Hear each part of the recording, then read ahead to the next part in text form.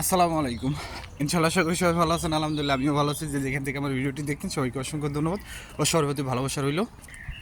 আজকে কথা বলবো হচ্ছে ৩-৪টা বিষয় নিয়ে, যার ভিতরে প্রথম হচ্ছে ২৩ সালের অ্যাপয়েন্টমেন্ট পেয়েছে, মানে আপনার আবেদন করার পর এটা একদম অ্যাপয়েন্টমেন্টের লিস্ট সহ আমি আপনাদেরকে দেখাবো।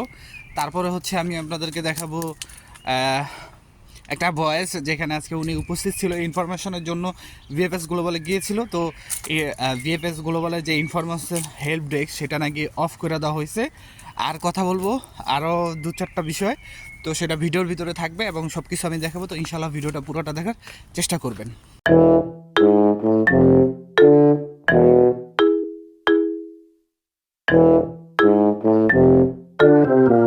তো সব কিছুর জন্য আলহামদুলিল্লাহ।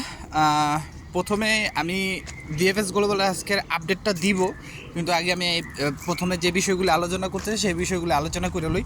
আপনারা স্ক্রিনে দেখতে পারতেছেন যে একটা ভাইয়ের সাথে আমার কথা হয়েছে। তিনি লেখছে যে ভাই আজকে জমা দিয়ে আসলাম।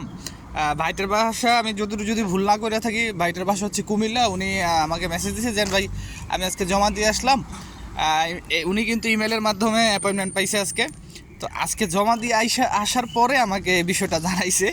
মানে আপনারা যে মাঝে মাঝে বলেন না, অনেকে ভিসা পায়, অনেকে অ্যাপয়েন্টমেন্ট পায়, কিন্তু এটা জানায় না। এটা এই যে এখন আমি এটার এই বিষয়ে কনফার্ম হলাম। আমি মনে করি যে এটা খুব ভালো একটা উদ্যোগ, মানে যেই নেয় উদ্যোগটা। কারণ দেখা যায় অনেক সময় আপনি অ্যাপয়েন্টমেন্টের জন্য আপনি ডেট পাইলেন, কিন্তু আপনি যে অ্যাপয়েন্টমেন্ট যে ডেট, সেই ডেটে যে জমা দিতে পারলেন না, তখন কিন্তু এটা খারাপ বিষয় দেখা যায়। এই জন্য অনেকে অ্যাপয়েন্টমেন্ট পাইলেও কিন্তু এই বিষয়টা জানাতে চায় না, বা ভিসা পাইলেও কিন্তু এই বিষয়টা জানাতে চায় না। তো যাই হোক, উনি ইমেলের মাধ্যমে অ্যাপয়েন্টমেন্ট করছিল। তো ওনার একটু ছোট্ট সমস্যা ছিল, যেহেতু ভিএফএস গ্লোবাল থেকে ডুক্স ফাইলের মাধ্যমে আপনার ইমেলে অ্যাপয়েন্টমেন্টের জন্য আবেদন করতে বলছিল। তো ওনারটা সাধারণত মিস্টেক ছিল, ভুল ছিল। তো সেই ক্ষেত্রে আমি বলছিলাম ওনাকে আবার করতে। তো উনি করছিল কি না জানি না, কিন্তু উনি কিন্তু অ্যাপয়েন্টমেন্ট পাইছে। এখন আগেরটা পাইছে বা নতুনটা পাইছে আমি জানি না। তবে আমি এতটুকু এখন আপনাদের আশ্বাস করতে পারি যে যেভাবেই অ্যাপয়েন্টমেন্টের জন্য ইমেল করছেন না কেন, আপনাদের অ্যাপয়েন্টমেন্ট দেওয়া হবে। আমিও দেখছি অনেকে ভুলভাবেও করছে, ভুল নিয়মে করছে, তাদেরকেও অ্যাপয়েন্টমেন্ট দিছে। মানে এটা তারা কিন্তু ডিসকোয়ালি করবে না, যতটুকু আমার মনে হয় ভিএফএস গ্লোবাল। ঠিক আছে, আশা করি বুঝতে পারছেন। তারপরে আমি আপনাদেরকে আরেকটা ভয়েস শোনাই। এই ভয়েসটা শুনলে বুঝতে পারবেন আজকে ভিএফএস গ্লোবালের ভিতরের, মানে ঢাকার যে ভিএফএস গ্লোবাল সেখানের অবস্থাটা। ভাই, আমি আজকে বিএফএস গ্লোবালের সামনে ছিলাম সকাল 10টা-11টার দিকে। ওখানে পৌঁছাইছি, আর ওখান থেকে শেষে আসছি 5টার দিকে। ওখানে যেটা বুঝলাম ভাই, সারাদিনে যা টুকটাক ভালোই ভিসা হয়েছে। তার মধ্যে সবচেয়ে বেশি হয়েছে 2025 সালের ভিসা। 25 সালে অ্যাপয়েন্টমেন্টও দিচ্ছে বেশি এবং ভিসা হচ্ছে বেশি। আর 24-এর কিছু কিছু অ্যাপয়েন্টমেন্ট পাচ্ছে, আর রিটার্ন পাসপোর্টে কিছু ভিসা হচ্ছে। এই হলো আপডেট। আমি আবার কালকে সকালে আবার ডিউটির সামনে যা থাকবো। আমি ইনফরমেশনের জন্য গেছিলাম, তো ইনফরমেশন নাকি বন্ধ আছে, এখন তারা ইনফরমেশন দিবে না। ইনফরমেশন করছে বন্ধ আছে।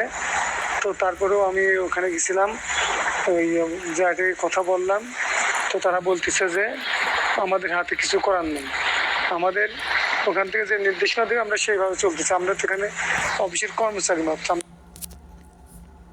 ভয়েসটা শুনছেন, এই যে ভাই কথা বলতে গেছিলো, তিনি আসলে ভিএফএস গ্লোবাল আজকে গেছিলো হচ্ছে ইনফরমেশনের জন্য। তো এখান থেকে বলা হয়েছে যে ইনফরমেশন দেওয়ার যে ব্যাপারটা বা যে সময়টা, এটা এখন অফ করে দিছে। তো তিনি যতটুকু বললো 2025 সালের সবচেয়ে বেশি ভিসা হচ্ছে, এবং 2024 সালের ভিসাও হচ্ছে, এবং 2025 সালের মানুষ অ্যাপয়েন্টমেন্ট পাইতেছে, সেগুলো জমা দিতেছে। এবং 2024 সালের যে ভিসা পাচ্ছে তারা কিন্তু 23-এর যে ইমেল অ্যাপয়েন্টমেন্টে, সেইটার 23-এর যে জমা 24-এ ইমেল করছিল, সেই অ্যাপয়েন্টমেন্ট পেয়েও কিন্তু জমা দিতে আসছে। আর আজকে বেশিরভাগই ফ্যামিলি ভিসাও হইতেছে। ঠিক আছে, তো যাই হোক, আমার যতটুকু মনে হয় ভিএফএস গ্লোবাল কোনো রকমভাবে আপনার তারা একটা সিস্টেম মানে অ্যাম্বাসি তাদেরকে কোনো একটা সিস্টেম মেনটেন করার জন্য বলতেছে, যে সিস্টেমটাতে আপনারা, আমার মনে হয় যতটুকু, যে অ্যাম্বাসি মেনটেন করতেছে এই বিষয়টা, যে এইভাবে অ্যাপয়েন্টমেন্টের শিডিউলগুলো দেওয়া হবে, এইভাবে করবেন। আমার যতটুকু মনে হয়, কারণ এই ফাইলগুলি কিন্তু পরবর্তীতে ফরওয়ার্ড করবে ভিএফএস গ্লোবালি ইতালি অ্যাম্বাসিতে। তো সেই ক্ষেত্রে আমার মনে হয় যে ভিএফএস গ্লোবাল এত একটা চাপ গ্রহণ করবে না, যার কারণে এম্বাসি হয়তোবা এটা সিস্টেমের ভিতরে স্টেপ বাই স্টেপ এই জিনিসগুলো করতেছে। আমার যতটুকু মনে হয় এই ছিল হচ্ছে আজকের ভিএফএস গ্লোবালের মানে একটু আপনাদের আপডেট। তো এখন আমি আপনাদের যে আপডেটগুলি দিব সেটা হচ্ছে ঢাকা, চট্টগ্রাম এবং সিলেট ভিএফএস গ্লোবাল আজকের আপডেটগুলো আমি দিব, যারা কারা কারা ভিসা পাইলো, কারা কারা ভিসা পাইলো না। তো আমি একটু আপনাদের প্রথমে সিলেট ভিএফএস গ্লোবালের যে আজকের আপডেটটা সেটা দিই। সিলেট ভিএফএস গ্লোবালের আজকের ডেলিভারির আপডেট আমার কাছে টোটাল আপডেট হলো 17টা, যার ভিতরে স্পন্সর নাই। ফ্যামিলি ভিসা হচ্ছে 3টা 23-24, আর এগ্রিকালচার হচ্ছে 2টা 23-24, আর রিজেক্ট হয়েছে টোটাল আপনার 12টা। তো এখন আমি আপনাদের চিটাং ভিএফএস গ্লোবালের আপডেটটা দিব, যেখানে প্রায় আপনার 17 থেকে 18টার কাছাকাছি ডেলিভারির সংখ্যা ছিল, যার ভিতরে হচ্ছে ফ্যামিলি ভিসা 2টা, যেটা 2025-এর স্পন্সর ভিসা 2টা 23 থেকে 25, এগ্রিকালচার 1টা, আর রিজেক্ট হয়েছে প্রায় আপনার 8টার মতো, যদিও বা আমার এখানে ভুল না হয়ে থাকে। তো এটা ছিল চিটাং ভিএফএস গ্লোবালের আপডেট। আর ঢাকা ভিএফএস গ্লোবালের আপডেট হচ্ছে প্রায় 36টার কাছাকাছি, যার ভিতরে স্পন্সর ভিসা 5টা, ফ্যামিলি ভিসা 7টা, এগ্রিকালচারও এরকম 4-5টার ভিতরে, স্টুডেন্ট ভিসা আছে 2টা, ট্যুরিস্ট ভিসা আছে 2টা, আর রিজেক্ট হয়েছে হিউজ পরিমাণ।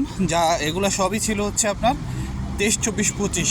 তো আপনাদের উদ্দেশ্যে একটা কথাই বলবো যে ভিএফএস গ্লোবাল এবং ইতালি, আমার যতটুকু মনে হয় ইতালি এম্বাসি এবং ভিএফএস গ্লোবালের যথেষ্ট পরিমাণ তারা তাদের কাজের অগ্রগতি দেখাচ্ছে। ঠিক আছে, আমাদের আর একটু ধৈর্য ধরা দরকার, হয়তো সামনে আমাদের জন্য আরও ভালো কিছু হবে। তো ইনশাল্লাহ আজকের মতো এখানেই, সবাই আমার জন্য দোয়া করবেন, সকলের জন্য দোয়া রইল। আসসালামু আলাইকুম, আল্লাহ হাফেজ।